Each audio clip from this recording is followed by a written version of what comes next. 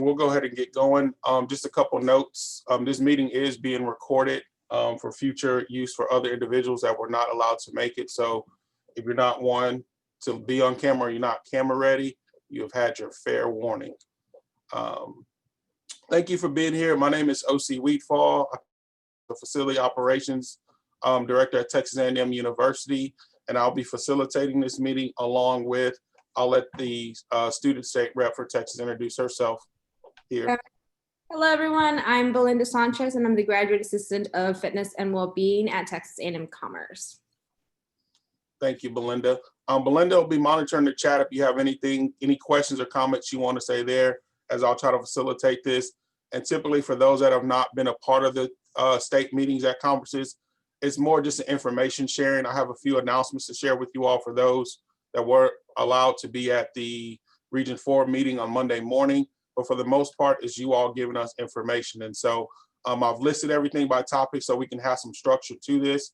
So I ask that you kind of be patient in terms of speaking or sharing your information so that we're all not talking over each other and so that we can be as efficient as possible. With that said, I'd like to thank our generous sponsors. As you know, due to them, we were able to have this conference free of charge to everyone involved. So it's a big deal, and NERSA is very thankful to them, and we're very appreciative of them pulling this off. Couple plugs for us. I think our newly formed communications team has done great work in terms of getting out information for the region.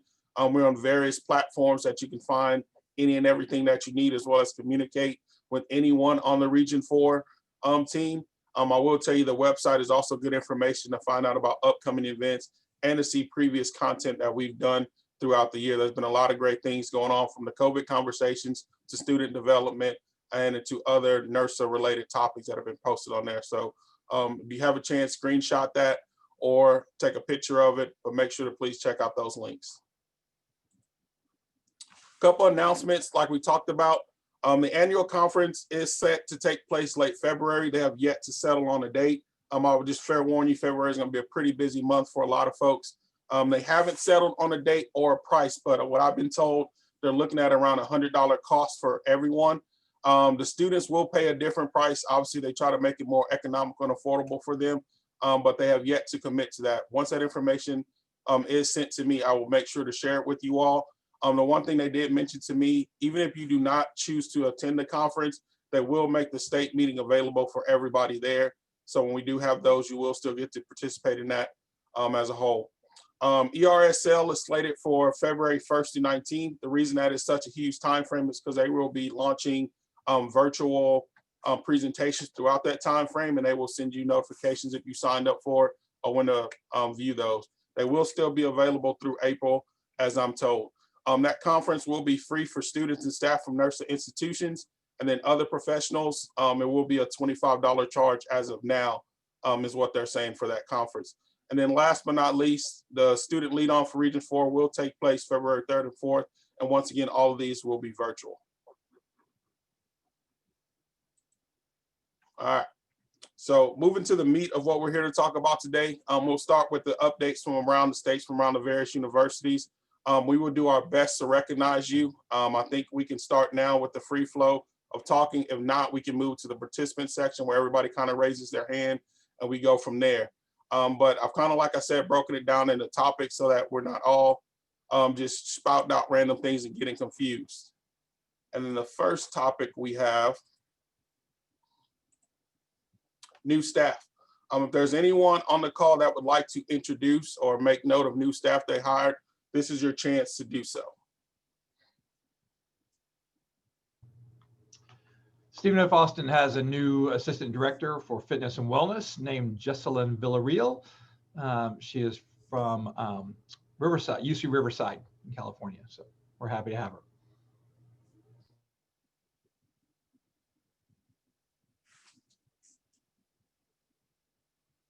All right, thanks, kid. New or updated construction from anyone?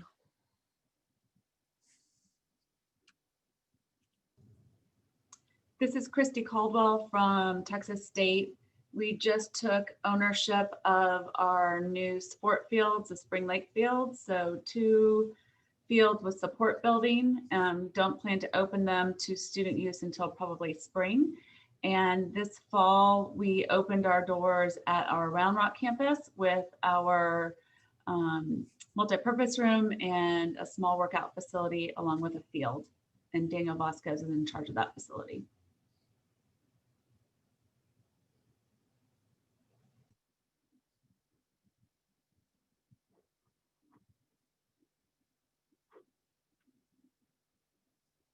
All right, moving along.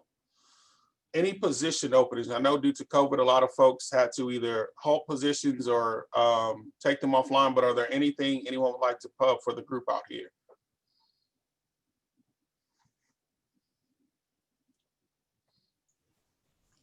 This is Melissa Fadler from Sam Houston State. We do have 4 GA positions, fitness, intramurals, aquatics, and facilities. So if you've got any good students, please send them our way. We'll be posting that on Bluefish starting November 1st.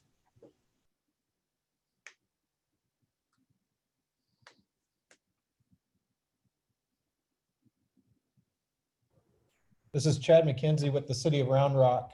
We anticipate having a position opening here in the next month or so, an operations coordinator for one of our facilities here in Round Rock.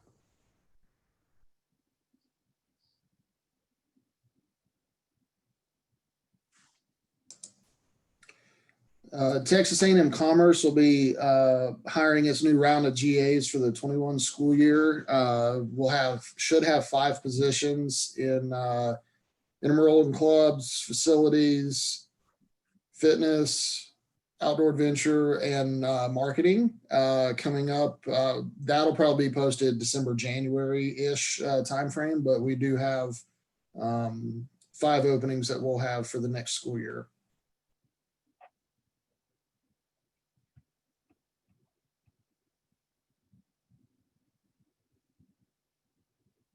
Any others? Going once, twice? All right. Sorry.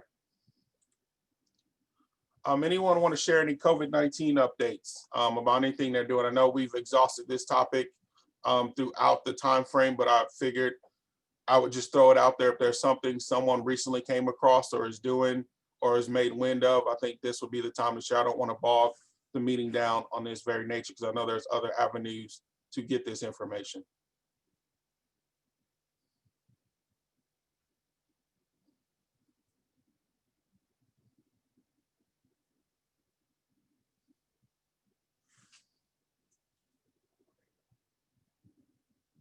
All right, see none.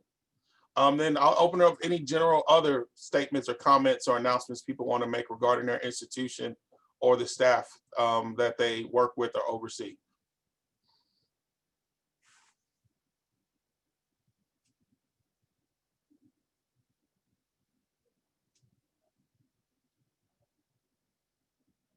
All right, questions?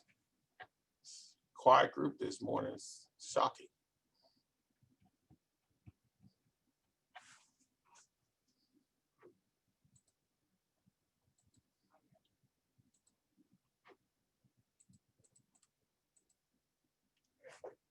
We went 0 for 3 the last ones. So right. I'll ask a question. Is anyone going to start doing any more in-person team sports stuff besides like softball or kickball or something like that? Anybody moving towards any of the other sports in the spring semester?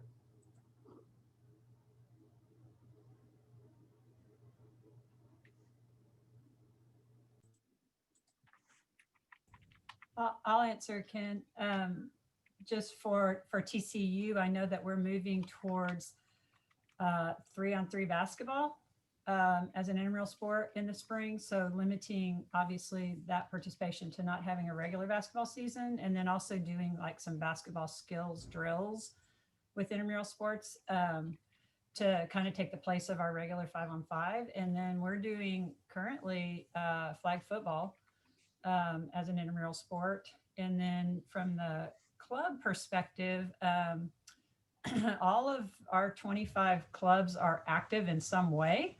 whether it's just practice, small group practice, things like that. I know hockey is playing right now. So that's kind of interesting. They'll have 5 home games this October. So far so good. No positive cases coming out of that or anything like that. So I think we're trying to move in the direction of keeping people active and through programming.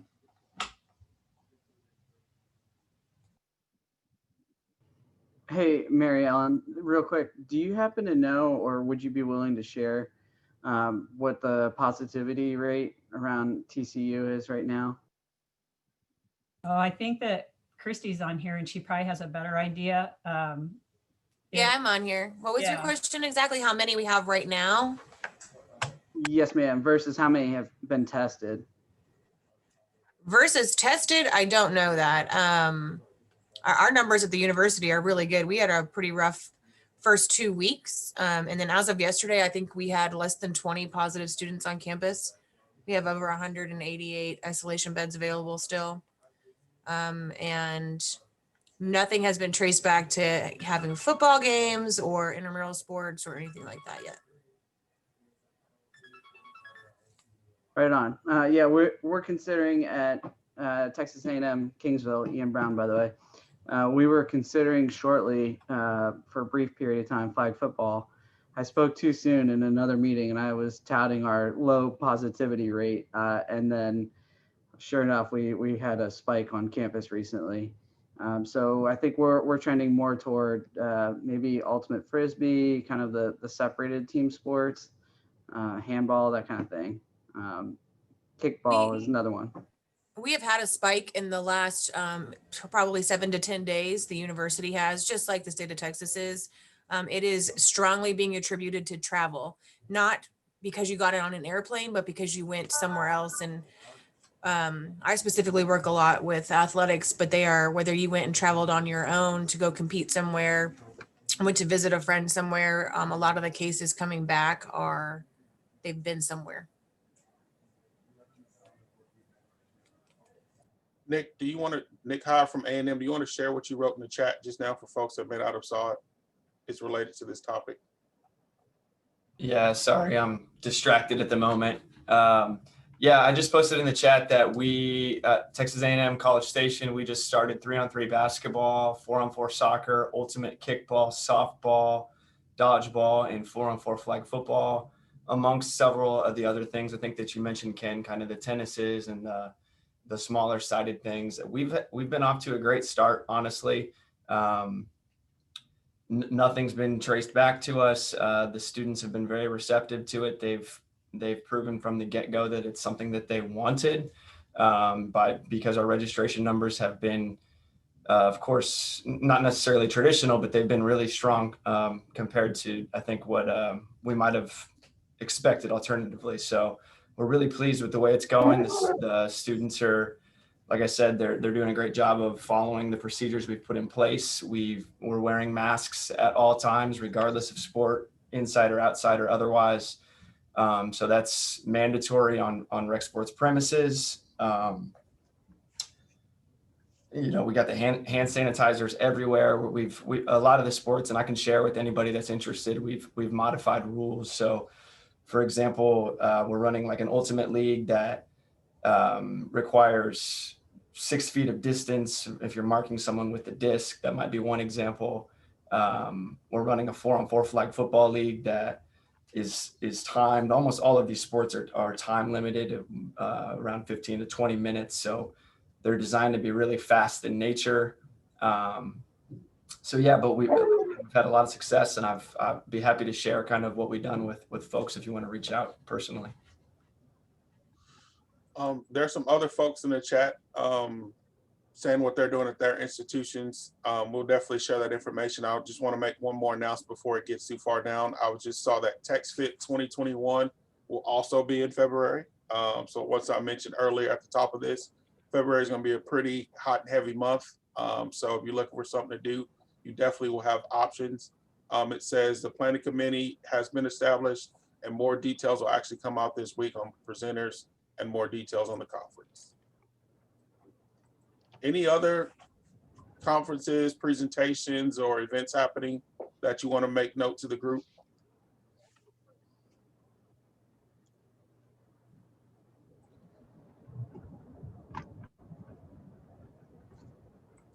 All right, if not, I'll continue to let folks chime in with comments or questions they may have for others in the room.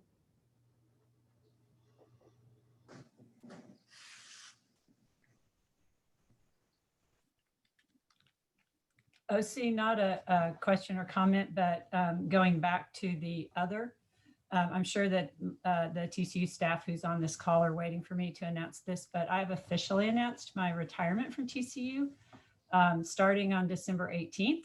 So just FYI, those in the state who would like to know that. There are some, so not, you know, so we'll be staying in the area and obviously staying very involved in NERSA. As I said, I am a lifetime member, so they can't kick me out of anything. And so we'll still be working on committees and things like that, but we'll be officially retiring from TCU officially December 31st. Last date that we're open is December 18th. And we are all very happy for Mary Ellen and thankful for everything that we've received from her from all of these years. I personally have worked with Mary Ellen for almost 19 years.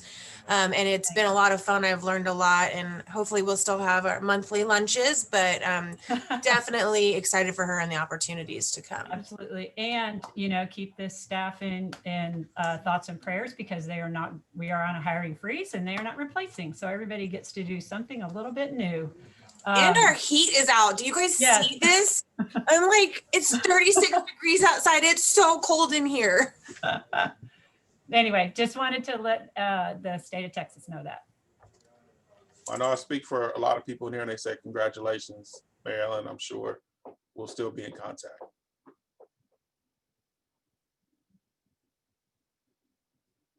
When's the party? It She will not won't let be me have a party. and it will not involve karaoke. It's just lunch. We'll all travel.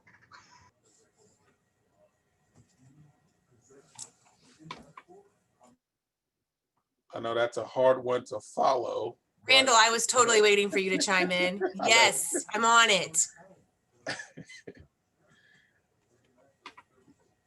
You all know I will make this chat available to everyone, so don't take it too far off the rails for those that are not here. Randall.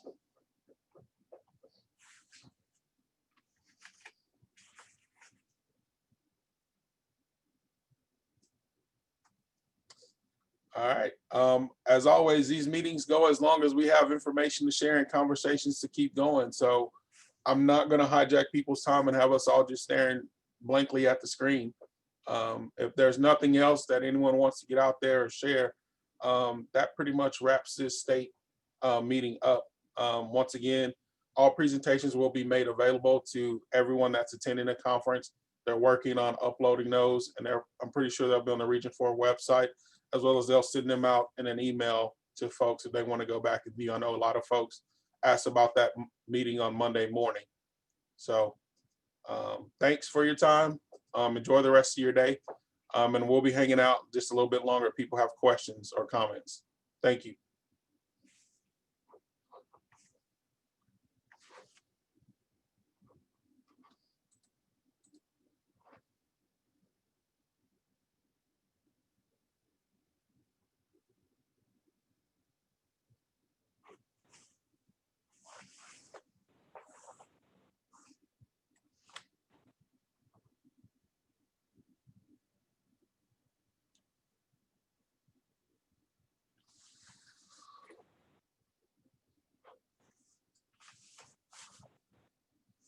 Hey, Justin, I think we're about to start venturing. We've been holding off on allowing student groups to utilize space. I think come November 1st or 2nd, we're going to allow folks to do that, to utilize space for every practice or meeting that they have, obviously. And what we're making them do is kind of just to give them some skin in the game and some good training skills. They're having to submit a safety plan on how they plan to address all the different things they're going to do in the room and make sure people are social distancing, staying safe, and then give us the nature of what they're doing in the room. And then we do have some limitations based on what room we decide to give them as well. Yeah, we're running into problems of the university is only allowing so many people to gather right now, just for an event. So we're kind of stuck. Like we've had it open to allow for reservations, and of course, kind of the more or less the exact same thing you guys are doing. The couple that we've been able to actually have been very, good at following the stuff we've put out for them, but we're just kind of stuck and feel bad that we can't hardly offer, anything because everything is still kind of not locked down, so to speak, but, we're trying to limit large gatherings. I think the university was allowing it at the beginning of the school year, and we kind of had a little, like everybody else, it seems like, had a slight outbreak of COVID, and they went to even outdoor events, X number of people, and that was it. And they kind of, I don't know. So I was just curious what others were doing, or if anybody else has restrictions like that to where it's kind of handcuffing you to be able to do anything. If it's anything that we put on that we're managing and maintaining, then we've got different, it's almost like there's different rules for different things, and it's just hard to keep them all in line and together. It's a little frustrating, and it stinks for the students, but it is what it is.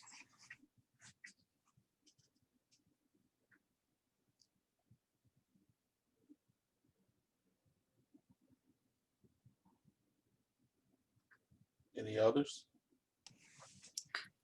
Justin, it's Susie. We have the same issues. Our number of how many people can be in a space is at 5. So you can imagine what that does to anything that you do.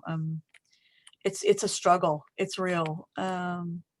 So I'm with you on there. I don't think we're going to see anything change anytime soon. The Dallas numbers are climbing. They expect them to continue to climb. So it's hard. Like right now we're doing a special event where we're only allowed one person in our building at a time to come pick out their pumpkin and take it home with them. And so it's rough. And I mean, I don't know how close they tie your numbers to Dallas, but for what I understand from the forecasting model, it's going to get worse before it gets better. Yeah, I've told my crew to not expect too much changes for the spring. I have a feeling because right now half of our workout equipment is on one of our 2 gym floors, and I just don't see that getting moved back into its normal space for the spring. I fully anticipate us getting told we need to keep it distance, which, I mean, we're making it work, but it just stinks that we can't even have any, hardly any form of open rec basketball because of the nature of what it is. And yeah, it's really tough. And I feel for the students because they're, aside from the little bit of intramurals that we're able to have and keeping the gym open, the workout fitness area open, there's nothing hardly that we can do. And it just really stinks. This is really hard to, it's disheartening because we can't do what we want to do to offer for our students like we typically do. And it rubs off. I mean, we try to stay as upbeat as we can, but there's only so much you can do. And it's just like, it's so depressing, and students feel it too. And I don't know, it's rough, but glad we're not the only one going through that.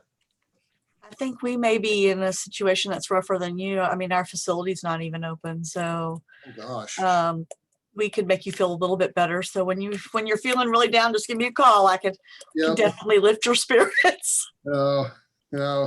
I feel for you, Susie. I can only imagine. I know y'all are closer to the Metroplex than we are, and Hunt County isn't quite as bad, but we're seeing, increases like everybody else is. So it's, is what it is. I'm dealing with it. Both of my parents ended up getting it back in Florida. So being in Texas and not being able to do anything for them to help has just been awful, to just kind of have them just, ride it out, and they're getting better now. They're doing okay, but it's just, it's crazy. Yeah, it'll be interesting. I mean, I think we're super cautious just from medical school perspective. I don't know if any of y'all are having travel restrictions now personally. Our campus comes back on January 2nd, and all students, faculty, and staff have to report to occupational health if they've traveled in to some zones that they consider a 14-day quarantine. So I don't know if that's happening now. I mean, before, personal travel wasn't really part of the equation, but it is now. So students who have family that live in the Midwest will be caught into that 14-day quarantine timeframe. Yeah, Is anybody's schools doing sending all the students home after Thanksgiving and not coming back until January, to where they've got like a month or whatever it is off? Yep. Yeah, we are. There's quite a few. We're if a student group wants to use our intramural fields right now, though, and they submit a plan how they're going to do it safely, we're allowing them to use our fields. And then we've got a few student groups who are dance groups and stuff who've always practiced in our facility, and we're allowing that again as long as they will follow the rules, social distance, wear masks the whole time, that kind of thing.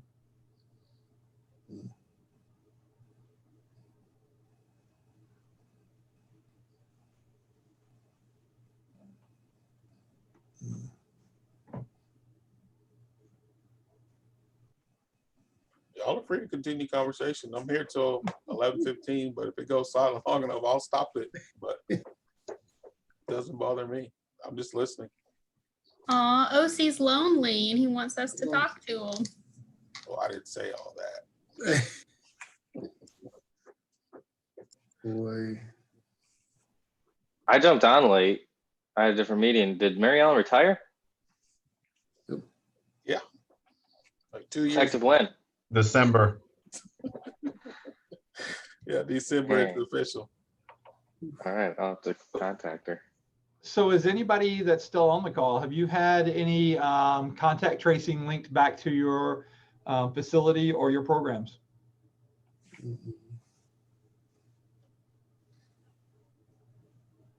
Yes.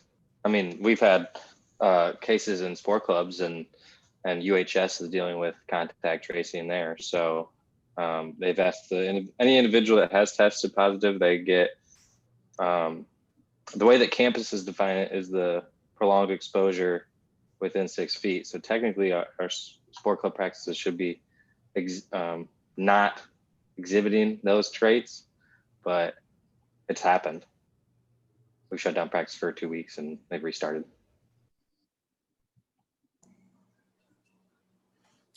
Here at Texas A&M, we've had cases within sport clubs. I think the majority of them have started outside of the club practices. And then we'll shut down their cohort, so their 10-person group, if there is someone in that group that has tested positive, regardless, I think, of the distancing, just to avoid it. So I think we've avoided spread within the club practices, which is good from the things that we have seen. And we've had not too many with our 36 clubs practicing. So I think we're doing okay. But again, I'm sure we don't get all the data from the university and things like that. So.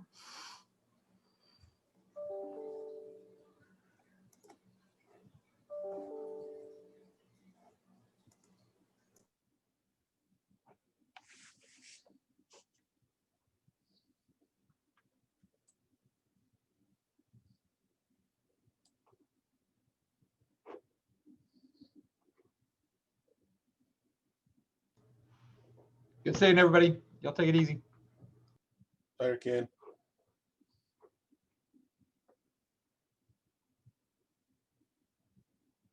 All right, looks like more and more people are logging off.